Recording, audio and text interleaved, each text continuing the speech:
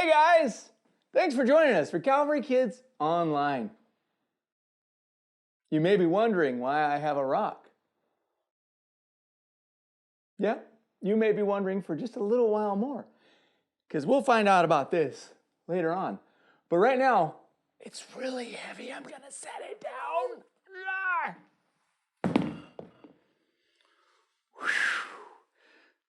I am so glad that you joined us today, and we have a bunch of fun, exciting stuff to do. Don't forget, you'll need a piece of paper, some sort of marker, so that you can draw with Nicole and I. But right now, let's get going, and let's join Spike and Blue for some worship. All right, I'm gonna carry this rock away, because it doesn't need to sit here, and I think I need it. All right, see you guys soon.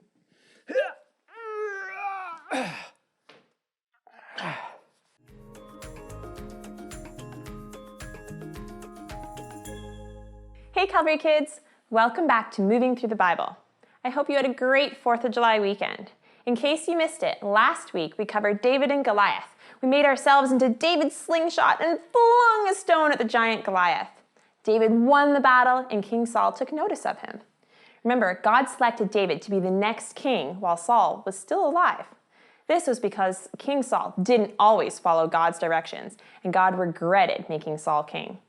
Although Saul didn't know God had selected David, he did notice how David won the battle against Goliath and how David continued afterwards to always win his battles, and people loved him. How do you think that made King Saul feel? Do you think he might have seen David as a threat? I know if I'm the best at something and then someone else comes in and is even better, I might be a little jealous, or maybe even a little bit mad. Let's find out what happens between David and King Saul as David grows up and keeps winning battles. Find a spot where you can sit crisscross applesauce and move around freely. Do you know where you left your telescope tool? That's our handy tool we use to move through the Bible story. There's mine right in front of me. Grab your telescope and look through it to see what you can see. Let's adjust. There he is.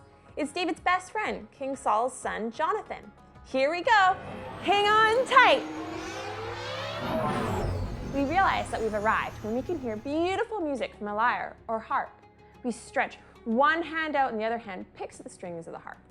We see David is playing the music for King Saul and his son Jonathan.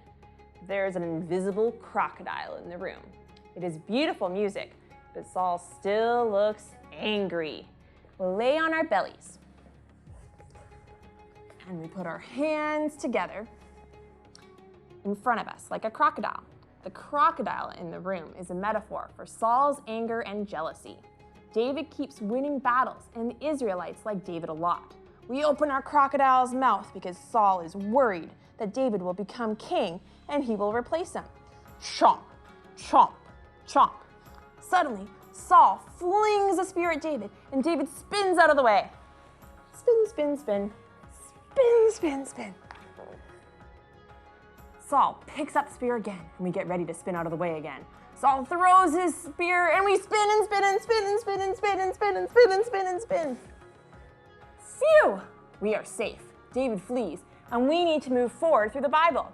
Come back on your belly, and this time, roll to the side and move your hands together. Chomp, chomp, chomp, chomp. We use our big chompers to bite through the pages of the Bible. Chomp, chomp, chomp. Saul continued making attempts on David's life, and David secretly went to his friend Jonathan and said he feared for his life. Jonathan tried to convince his dad Saul to be nice to David, but it only angered Saul. We stop eating and we hop up as Jonathan uses arrows to warn David that Saul wants to kill him. He shoots a couple of arrows. Isn't that arrow beyond you? Hurry, go quickly. This is code and means David should run away and hide. David and Jonathan hug goodbye. Give yourself a big hug. And we come back down onto our bellies. We roll to the other side, and we need to chomp through the Bible again. Chomp, chomp, chomp. Now David is hiding in the wilderness. Saul has taken 3,000 men and is looking for David. We see Saul walk into the cave and we follow him. It is really dark. We see David and his men hiding in the back of the cave, but it is so dark, Saul cannot see them. David sneaks up to Saul. Sneak, sneak, sneak. Cuts off a corner of his robe. Will Saul see him? No. Saul walks back out into the sunlight, and David follows. David bows down, and he says, "My lord the king." Saul turns around, and David says, "Why do you believe the people who say I'm trying to hurt you? God handed you over to me today in the cave. I had the chance to kill you, but I showed you mercy." And David lifts up the piece of the robe he had cut off. Saul says, "You are more righteous than I, because you have done what is good to me, and what I have done to you is evil. Most people would kill an enemy, but you have let me go. May God reward you for your kindness." Saul now knows that God was with David and that David would be the king of Israel. Saul left, and David and his men returned to their hiding place. It's time to head back out of the story. We sit back down, crisscross, and we think about the protection God gave to David. We breathe in and out. Thanks for helping me tell the story today. Today, we saw that David's best friend, Jonathan, warned him about Saul's anger, and we saw that David showed mercy or kindness to Saul, his enemy, because David trusted God's plan. This ties in with our memory verse this unit. The Lord will keep all of his promises. He is faithful in everything he does. That's Psalm 145, verse 13. That's it for today, Calvary kids. See you next week.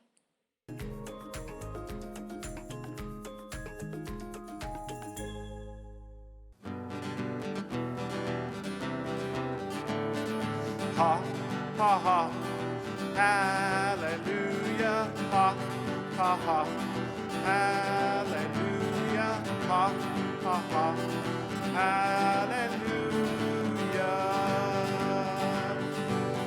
Jesus has risen from the grave. Jesus has risen from the grave. Jesus has risen from the grave to stay. So we sing and shout, ha, ha, ha, hallelujah, ha, ha, ha, hallelujah, ha, ha, ha, hallelujah. Fill me, Lord, with your spirit. Fill me, Lord, with your spirit. Fill me, Lord, with your spirit, I pray. And so we sing and shout, ha, ha, ha, hallelujah, ha, ha, ha, hallelujah, ha, ha, ha, hallelujah.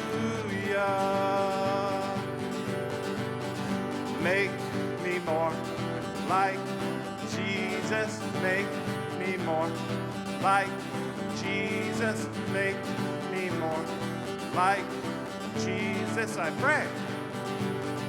So we sing and shout, ha, ha, ha, hallelujah, ha, ha, ha, hallelujah, ha, ha, ha, hallelujah.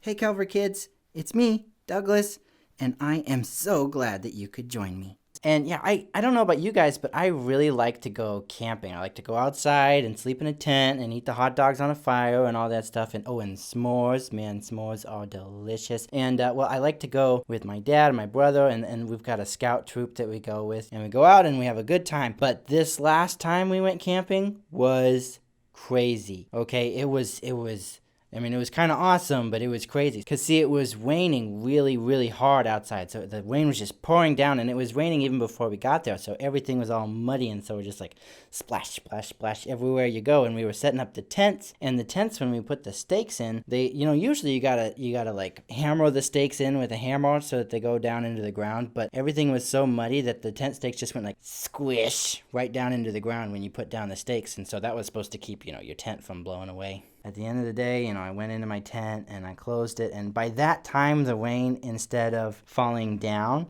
like this, it was falling like sideways, which was pretty crazy. And so the rain's coming down and it's blowing on the tent, and I crawl into the tent and I crawl into my sleeping bag, and my tent all around me is like, but I tried to snuggle into my sleeping bag and I'm just starting to go to sleep, and I hear this loud pop. And I look up, I'm like, what was that? Oh, well, and I go back to sleep, and then pop. I'm looking around, what is that sound? And I hear pop, pop. And just as I realized what it was, the tent that I was sleeping in fell right down on my head. It was the tent stakes popping up out of the ground. And so my tent just fell apart, but I was inside the tent, so it's like down on top of me, and the wind is still blowing, and it's all just like, and it's blowing me around all over the place. I thought that the wind had just picked me up into the sky and that I was going to go to like the Wizard of Oz or something. I thought I was flying up in the air, and I thought I thought that was the end of me. I thought I was going down, man. But I finally, I got through the tent and I got to the zipper and I opened it up, and I was still on the ground, but I was just kind of rolling around in my sleeping bag and in my tent, and it was pretty crazy, but I was safe. I was wet and muddy by the time I got out of there, but I was safe. And so we got out of the tent, and my dad came over to help, and we staked it back down. But then, before I could get back into the tent, something else happened. Because, see, there was the rain, and we could hear the rain, going all over the place. But then we could hear this other sound in the rain, and it was like,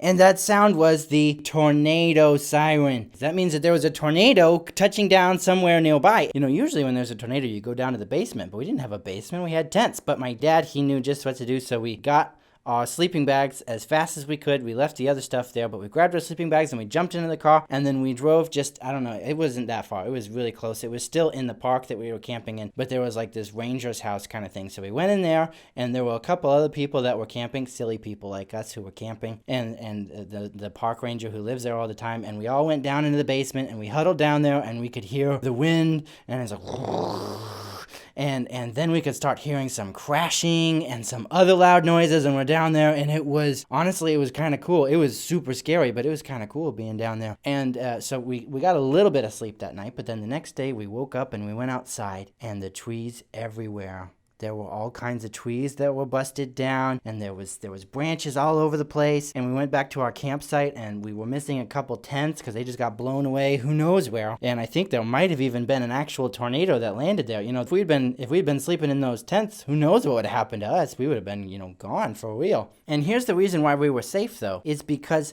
instead of being in a tent that was just sitting on top of the mud and the stakes didn't go down deep, we were in this house, and we were down in the basement when it had a firm foundation. It was all concrete, and we were underground, and we were super safe. And our lives are kind of like the tent and the house. Okay? So in the Bible, it talks about there's two types of people. There's people who are wise, that's like smart, and then there are people who are foolish, which is kind of like not so smart. And the wise people, they build their house on the rock.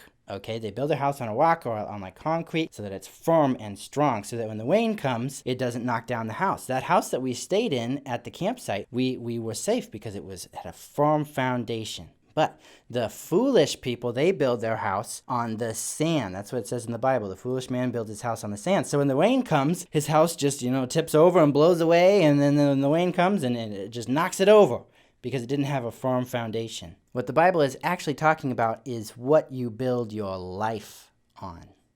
Okay, what's the most important thing in your life? Is it your family? Is it your friends? Is it your house with all your stuff? Is it getting good grades in school? What's the thing that is most important to you? What's the thing that you base your whole life around? There's all kinds of things that people build their lives on. But you know what? If you base your whole life around any of these things, even important things like your family, that's really important. That's a big part of our life. But if that's the most important thing in your life, when the hard times come, when bad things happen, then everything that you've built and everything in your life is going to come crashing down, as if you had built your house on the sand. The only way to build the house of your life on the rock so that your life is firm and strong, is to build your life on Jesus Christ. Because there is nothing and no one who is as big and powerful and strong and loving as God. Yeah, so if we build our lives around God, when bad things happen and we've got our life planted in Jesus Christ, we can stand firm. We can be like that house that got all beat up by all the branches and all the wind and all the rain and maybe even a tornado. We can be strong in Jesus Christ. Now, that other stuff, like your friends and your family and school, that's all important stuff. It's good stuff to have in your life, but we need to base our whole lives, our hope and our dreams in Jesus Christ. So how do you build your life on the firm foundation that is Jesus? Well, first of all, you need to give your life to God. You need to give your life to Jesus. You need to ask Jesus into your heart. And that's the most important thing you can ever do in your whole life. And so if that's something that you're interested in, please talk to, maybe your Sunday school teacher or your parents or, your grandparents, somebody that you know that is already built their life on Jesus Christ. Talk to them and ask them, and I know that they would love to talk you through that and to walk you through that and to help lead you to Jesus. So that's the first step. And then after that is you live for God. You live the way that God would want you to live, and you put your hope and your trust in Him. If we put our hope and our trust in school or in sports or even in our friends or family, those things, they'll let us down. Which is it's a sad truth. Even our parents, they love us and they try their best, but sometimes they're going to let us down. But God will never, ever let us down. If we build our lives in Him, then we'll be able to stand strong when the troubles come. So that's my challenge to you guys today, is that you guys would build your lives on the firm foundation that is Jesus Christ. So that when the storms come and bad things happen in your life, you will still be able to live the awesome life that God has planned for you.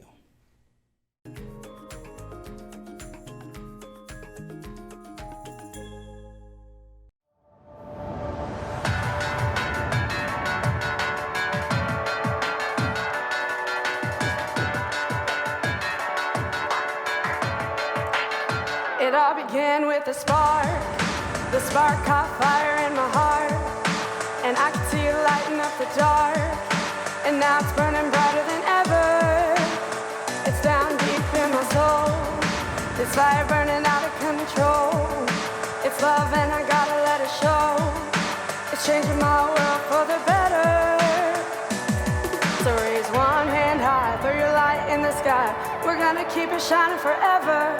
Oh, whoa. It's brightest when we're shining together. This little light of mine, gonna let it shine in the darkest night. I'll be the brightest light. No covering up, no shutting it down, no blowing it up. Gonna let it shine all around. Little light of mine, gonna let it shine, shining brighter than the sun. We're lighting up the world for everyone, and no, we're never quit until it's done. We're only getting brighter and brighter. So raise one hand high, throw your light in the sky. We're gonna keep it shining forever. Oh, whoa. It's brightest when we're shining together. This little light of mine, gonna let it shine in the darkest night. I'll be the brightest light. No covering up, no shutting it down, no blowing it up. Gonna let it shine all around. Little light of mine, gonna let it shine. This little light of mine, it maybe used to be little, but now it's a wildfire. It's growing bigger and bigger and bigger. Can shut it down, can blow it out, can hide it now. It's shining around, the world is getting hotter now. So throw your light up, come and raise it higher. We're gonna start a fire, it's only getting brighter. To burn the bright in the night for the world to see. This little light is bringing change and it starts to Raise me. one hand high, throw your light in the sky. We're gonna keep it shining forever. Oh, whoa.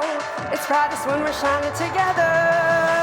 This little light of mine, gonna let it shine in the darkest night. I'll be the brightest light. No covering up, no shutting it down, no blowing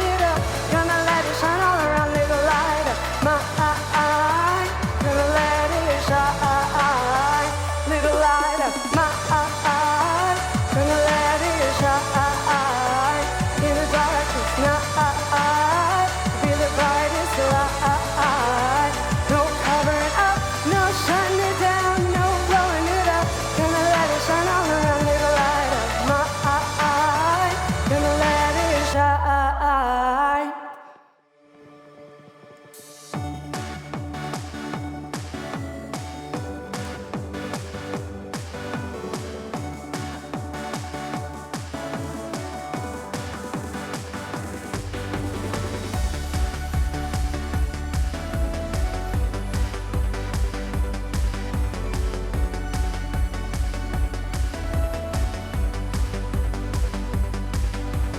I've got a river of living water, a fountain that never will run dry. It's an open heaven that you're releasing, and we will never be denied. Because we're stirring up deep, deep wells. We're stirring up deep, deep waters. We're gonna dance in the river. Dance in the river. Cause we're stirring up deep, deep wells. We're stirring up deep, deep waters. We're gonna jump in the river. Jump in the river. Deep cries out to you. Deep cries out to you. We cry out to you, Jesus. I've got a river of living water, a fountain that never will run dry. It's an open heaven that you're releasing, and we will never be denied. Cause we're stirring up deep, deep wells. We're stirring up deep, deep waters. We're gonna dance in the river. Dance in the river. Cause we're stirring up deep, deep wells. We're stirring up deep, deep waters. We're gonna jump in the river. Jump in the river. Deep cries out to you. Deep cries out to you. We cry out to you, Jesus.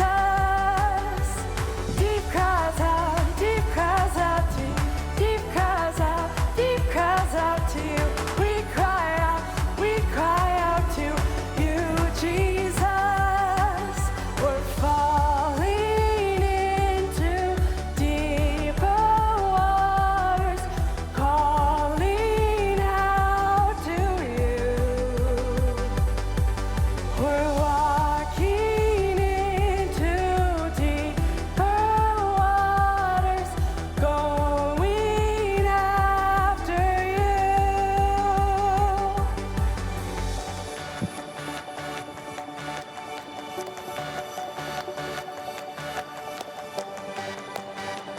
Are you guys ready? We're gonna go to the left. If he goes to the left, then we're going to the left. If he goes to the right, then we're going to the right. We're gonna jump, jump, jump, jump in the river. Jump, jump, jump, jump, everybody. If he goes to the left, then we're going to the left. If he goes to the right, then we're going to the right. We're gonna dance, dance, dance, dance in the river. Dance, dance, dance, dance, everybody. If he goes to the left, then we're going to the left. If he goes to the right, then we're going to the right. We're gonna shout, shout, shout, shout in the river. Shout, shout, shout, shout. Deep cries out to you. Deep cries out to you. We cry out to you, Jesus. Deep cries out to you. Deep cries out to you. We cry out to you, Jesus. Yeah.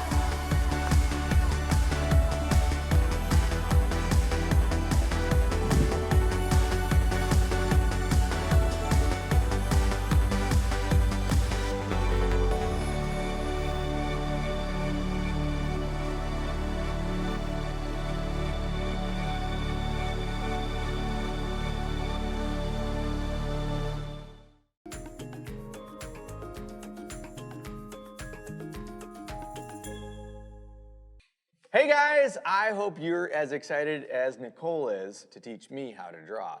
Well, you guys can't teach me how to draw, but Nicole's going to. So, and today I heard that she's teaching us how to draw something from a movie. Have you seen Peter Pan? I have seen Peter Pan. Oh, Yes. good. This has nothing to do with that. I was just wondering. No, it doesn't. Wait, it does. I mean, There sort is of. There is one in that movie. there's a crocodile in Peter Pan, as well as in the story In the story. that Lauren shared with us. Yes. So we're gonna draw a I crocodile. wonder if they're related. Maybe. I don't know. I don't know either. Well, probably not, because I believe that Peter Pan's a cartoon. Yes, that is true. And so probably not a real live crocodile. Probably not. Okay. Okay, are you All ready? right. Yep, go ahead. All right, here we go. We're gonna start with, A rainbow up here, guys. If you could just draw a little rainbow. Two of them, actually. Draw two rainbows next to each other. Almost connected. Like an M. Go ahead, Nicole. That's fine. And then some sort of a straight line. Like off the front of it. And then, hold on, I have to adjust my paper. No reason. I just ran out of room. And then maybe a bump at Like a the candy end. cane. Shh. A bump, who's teaching? At the end that comes kind of straight down. Kind of like a candy cane, actually. And then sort of a curvy line. Curvy, swervy line right to there. And it helps if you have two of them. So a second swervy, curvy line that goes underneath that line this way, like so. And then if you could take, this is where the skill comes in, guys. You take a line and you go from underneath the farthest part away from me, probably you as well. Actually, you're probably drawing more like over the top of your paper like a normal person draws, and that's fine too. But swervy line from here, kind of go up a little bit, swoosh it down, and then swoop it up. And it's starting to look like something really neat. I thought we were drawing a crocodile, but I'm pretty sure this looks like some sort of crawly bug I saw in my garden. Oh, wait. And then I think I'm just thinking, maybe we should draw a line that comes down off of this one and allow it to get a little bit bigger in space and come back and connect to this line that we drew over here. Yes. And then if you want to draw a lot of little triangles on top of this line. I think that's something that might look really neat. I'm just imagining this as I go along. Hey, keep your eyes on your own paper. okay. And just I think this might be the inside of the mouth of the crocodile. And there we go, that's like some teeth and stuff. And crocodiles have a lot of teeth and stuff. And, except for we have some more over here. So now I'm kind of rethinking, those might be the teeth. And these are like butterflies that are landed on its back. Goodness. So, and then maybe I think these are going to be the eyeballs, so we can just draw some little, what we call the pupil, the inside part. Is it the iris? The cornea, retina? Anyway, big words, I don't know. Eyeball, the little part that you see with. Draw that there. Ooh, and then circle it too, because then it looks like he's got really neat looking, like he's staring right at you with a crocodile smile and a couple of little nostrils right there. And then I think we should probably draw some feet. So I'm gonna take mine down like this and like draw some feet out. They go wiggy, wiggy, wiggy. And a couple more lines. And when you pull it out here, it helps if you go wiggy, wiggy, wiggy, wiggy, wiggly. And then maybe some back feet too, because he's a crocodile. And they don't always just swim. Sometimes they lay down by the shore, and sometimes they sunbathe, and sometimes they walk. So they have feet. Hey, Nicole, I drew this crocodile. And then if you want to, you could draw some lines just to add some little character to his snout that kind of just makes him look a little more crocodile-ish. And if you wanted to, like Nicole, you could draw some grass. That was a good idea, Nicole, Okay. drawing grass. That's amazing. I know, it looks really... That looks really good. Mine looks really similar to yours. Yeah, probably better. I think I'm learning how to You draw, are. guys. This is really neat. That's really good. Thank you. You're welcome. And I used my giant Sharpie, so if you want to, mine's gonna be standing, balancing in the water on top of a log. So then I need to draw the waves. It's water. You can draw whatever you want. Draw your crocodile however you want him to be. But my crocodile is actually afraid of the water. Oh. So when he needs to cross the Nile, he hops on a log and has like just the wind carry him across because he doesn't want to paddle. He doesn't like the water at all. It's a good plan. I know. That's an awesome plan. Thank you. All right. Hey, guys, I hope that you enjoyed drawing with us. Send us your crocodiles via We Are Calvary Kids on the Facebook and on the Instagram. Also, happy drawing.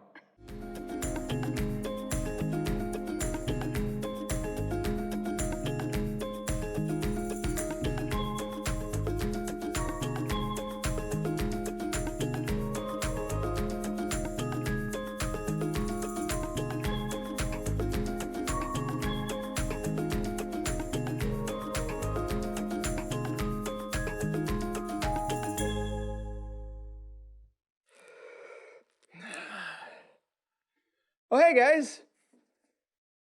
Yeah, I guess I don't actually need the rock. You see, I had heard that Douglas was going to talk to us today about building your house on a rock, on a firm foundation. And I think that that's really important for us, but I don't think he meant that I had to carry one of these in case I wanted to build a house. Yeah, Douglas shared with us a story about when he was camping and it got really, really windy in the tents. They weren't staked into anything solid enough, and they probably actually weren't solid enough to begin with, but they weren't on firm ground. So they didn't stay, they didn't last when it got too windy, and they had to run and get covered somewhere else and stay safe. But I think that's true of our life, like he said, that it's important that our life be grounded and connected to something solid, something like Jesus, something exactly like Jesus. And that's important, to have Jesus as a rock in your life, because he won't let you down. And I'm going to actually let this rock down. Whew. I would also suggest not carrying a rock around with you all day long. That's not the best move. It's kind of heavy. But Jesus isn't. He's a rock that'll hold you in place and help you through tough times.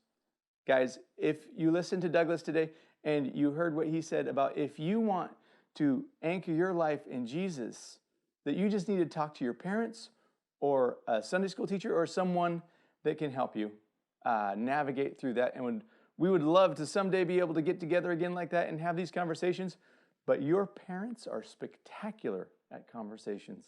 So talk to your parents about Jesus and what it means to follow him. Guys, thanks so much for joining us. I can't wait to see you again next week. Have a great week. Bye.